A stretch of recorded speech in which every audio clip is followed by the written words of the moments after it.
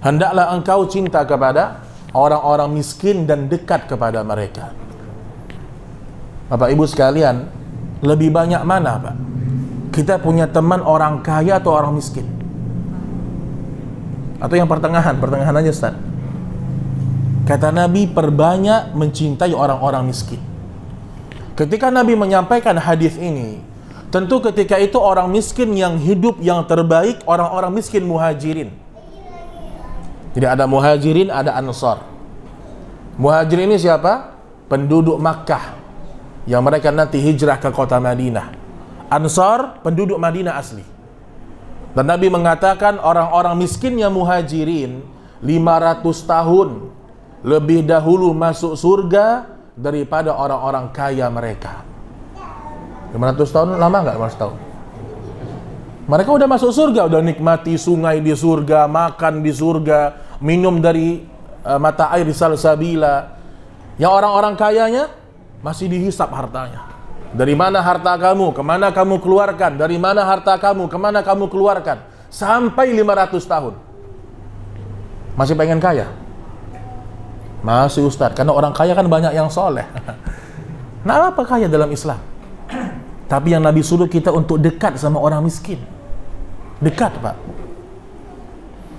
Padahal ya, orang-orang miskin ya, ketika mereka diberikan kesulitan rezeki oleh Allah, Allah tidak luaskan rezekinya ya, itu bukan pertanda dia dihinakan Allah. Kita harus ingat, Bapak Ibu, kalau ada orang kaya bukan berarti Allah sayang sama dia. Kalau ada orang miskin bukan berarti Allah benci sama dia. Ada salah seorang ikhwan datang sama saya, dia bilang, Ustadz, semenjak corona orang pada bangkrut semuanya, pada susah hidupnya, Ustadz. Tapi saya alhamdulillah semenjak corona usaha saya meningkat. Sepertinya Allah sayang sama saya.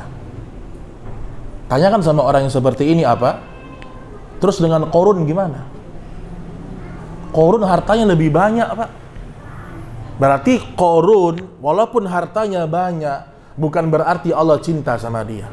Bahkan Allah benamkan dia ke dalam bumi. Maka sejak sekarang jangan biasakan kagum sama orang-orang kaya dan merendahkan orang-orang miskin. Mayoritas para sahabat kaya atau miskin, Bapak Ibu? Miskin. Abu Hurairah, Bilal bin Rabah, itu orang-orang miskin. Bahkan ada 70 orang sahabat Nabi yang tinggal di teras Masjid Nabawi, itu semua mereka miskin. Tetapi karena mereka orang yang bersabar, mereka cinta kepada Allah, maka Nabi menyuruh Abu Dzar agar dekat kepada mereka. Bapak Ibu sekalian, kalau kita dekat dengan orang miskin, Pak, ambisi dunia kita perlahan-lahan hilang. Tapi kalau kita bergaul sama orang kaya terus, ini orang kaya yang saya maksudkan orang kaya yang jauh dari Allah ya. Karena ada orang-orang kaya yang Masya Allah, tapi banyak orang kaya yang jauh dari Allah. Kalau kita hanya bergaul dengan orang-orang kaya, apalagi pembicaraannya dunia terus. Antum gimana usaha antum? Antum 5 tahun belum naik-naik, Masya Allah. Saya sudah luar biasa nih usaha. Antum termotivasi dengan dunia terus.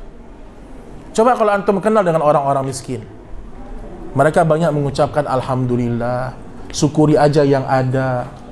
Antum akan merasa kaya dan antum merasa bersyukur sama Allah Subhanahu wa ta'ala. Maka sesekali jamaah, ajak anak antum ya, lihat panti-panti asuhan, datang ke kampung-kampung. Kalau bisa didik anak kita itu bermalam di rumah saudara kita yang rumahnya jelek. Jangan ke hotel terus, Pak. Kalau kita ngajak anak kita ke hotel terus, ke rumah-rumah yang besar terus, mereka akan lupa dengan rasa syukur kepada Allah. Tapi sesekali ajak mereka tinggal di rumah saudara kita yang rumahnya mungkin jelek, sehingga dia bersyukur selama ini Allah berikan dia harta, Allah berikan dia kenyamanan. Nah, kedekatan kita dengan orang-orang miskin itu diperintahkan oleh Nabi Shallallahu Alaihi Wasallam. Disuruh cinta, kemudian dekat.